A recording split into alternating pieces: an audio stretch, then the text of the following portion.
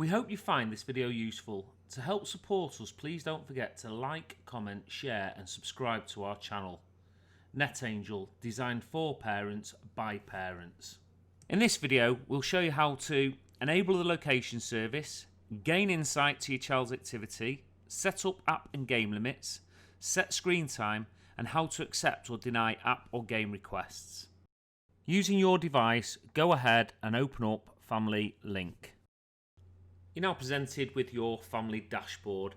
So as you can see there, I've got my two wonderful boys on there, and you can see the account that we've set up on the previous videos, NetAngel.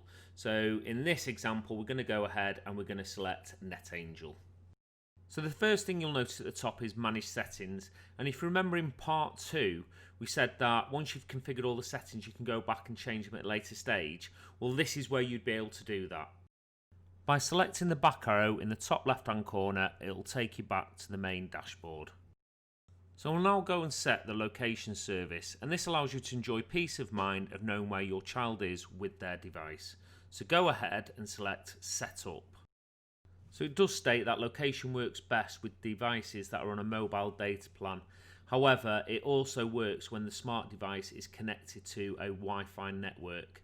So go ahead and select Turn On. So you'll now receive a message to say it may take some time to connect the device to show their location. But this is fine, and we'll come back to this at a later stage. For now, just select OK. By selecting View History, it'll give you insight to how much your child is spending on the individual apps.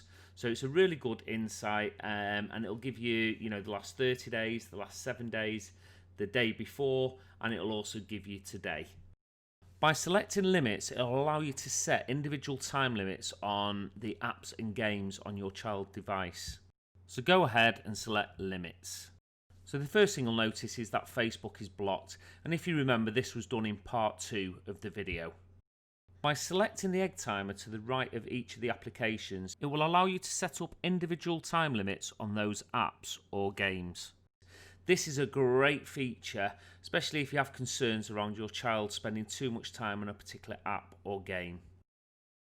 And as always, we'd always recommend to sit down with your child just to explain the reason you're putting these time limits on and just why you have them concerns. And we'd always say don't use it as punishment, and always make sure your child is aware of what you're doing and why. So go ahead and select the hourglass. So as you can see, the options are set limit or block. And this is where you can either block individual apps or you set the time limits. And we want to go ahead and set limit. So one thing I want to clarify is this isn't screen time settings. This is just setting time limits on individual apps and games. So please don't get the two mixed up, and we will review the screen time options at a later stage in this video. So you can go ahead and start changing the hours and the minutes of how much time you want your child to be spending on the individual app or game. And once you've done that, you simply select Set. And you can see there, Google Chrome, fast and secure. The hourglass is there, and it says it's got 1 hour time limit on it. And all you do is repeat this process for any apps or games that you want to put a time limit on or that you want to block completely. Select the back arrow to go to the main screen. Select Screen Time Setup. You're now presented with the options to set up screen time for your child's device. And as you can see, Monday to Friday, the default is 3 hours, with Saturday and Sunday being no limits. To change this, simply select one of the day of the weeks. In this scenario, we're going to select Monday. Once selected, you'll find that you can adjust it by using the plus and minus. So in this scenario, I'm going to set it to 2 hours. And then you've got an option where it says also applies to, so I can say all days or school days, Monday to Friday. So in this, we're going to set it to Monday to Friday. And there you can see that each day has now changed for 2 hours on a Monday through to Friday. Because of the age of my child, I don't want to have no limit set for a weekend. So I'm going to set it to 5 hours, and I'm going to do also applies to, and there you see weekend. And you'll see now Saturday and Sunday are set to 5 hours, and Monday through to Friday are set to 2 hours. So what this means is during the week, my child will have 2 hours activity on their smart device and 5 hours activity on a Saturday and Sunday. However, there are certain times I don't want my child to be on their device, so this is where we're going to set bedtime. So go ahead and select bedtime. So what you'll find, the default, which is Sunday through to Thursday, is 9 p.m. to 7 a.m. in the morning, and then the Friday and Saturday, start of the weekend, there's no bedtime limit. And again, because of the age of my child, I want to change this. So the first thing you need to do is enable the schedule. So there we go. Now you see everything's turned blue. And then what I'm going to do is I'm going to select Monday. And now I'm presented with lock and unlock. So I'm going to change that to 8 o'clock. So at 8 o'clock, I want the device to lock. So I did notice a slight bug in that there was nowhere to apply or save your settings. However, what I did find, by just pressing anywhere in the bottom right hand corner of that window, it would then apply your changes.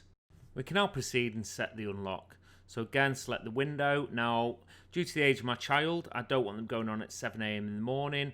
I want to make sure they're ready for school, so I'm going to set this to 8 a.m. And that means once they're ready for school after 8 a.m, they can have some time on their device. So go ahead and select anywhere on the bottom right hand corner of the screen. And unless you want it different settings on different days, just select also applies to. And then what you can do is you can say also applies to, and you can see there it's already set up for you school nights. So Sunday through to Thursday. And there we go, the changes are now made. And then you can go and set up the appropriate timings for Friday and Saturday. My child goes to bed a bit later at the weekend, so we're going to set the lock time to 9:30, and we're going to leave the unlock time at 7 o'clock. After all, it is the weekend. So remember to just select anywhere on the right hand corner of that screen, and once you've done that, we're going to select applies to, and you can see there weekends, Friday and Saturday.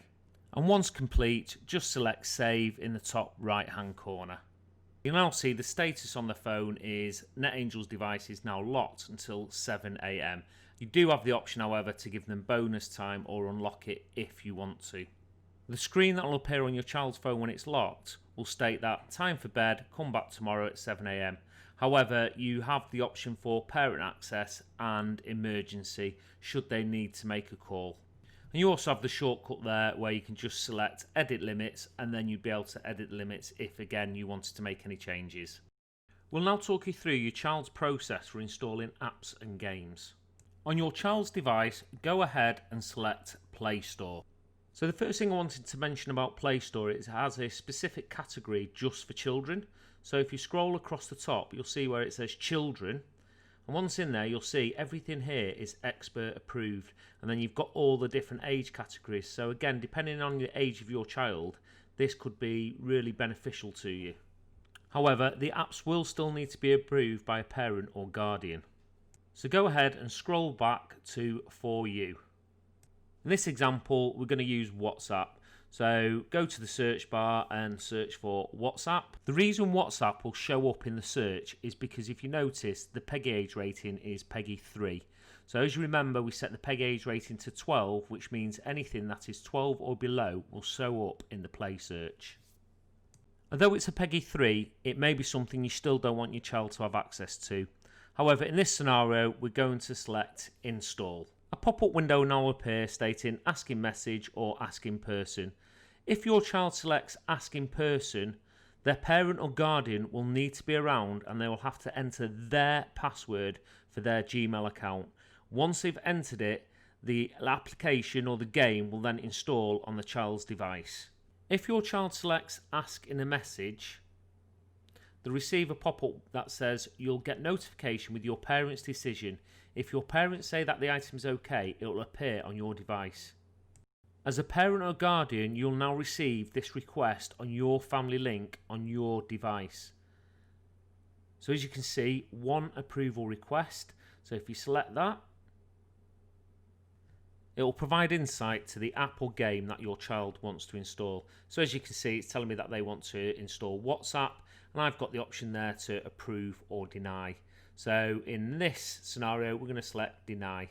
So as you can see, there's nothing left pending to approve. And actually what you can do is if you select history, it will provide insight to the apps that your child has requested. So you can see they've requested WhatsApp twice.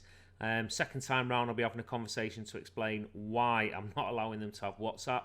But you can see there, Talking Pierre the parrot. I've allowed them to install that app, and when I approved that, it would have installed straight away onto their device. And just to note that any requests that come through for asking a message will expire within 24 hours. You may recall earlier on in the video when we turned on the location services and it was unable to connect straight away. So you can see now it's now connected and it's given me a detailed map and an address of where my child's device is. This just provides peace of mind again for a parent or guardian, and it's just another great feature that the Family Link has to offer. To help us to continue to bring awareness to parents and guardians alike, please don't forget to like and subscribe to our YouTube channel.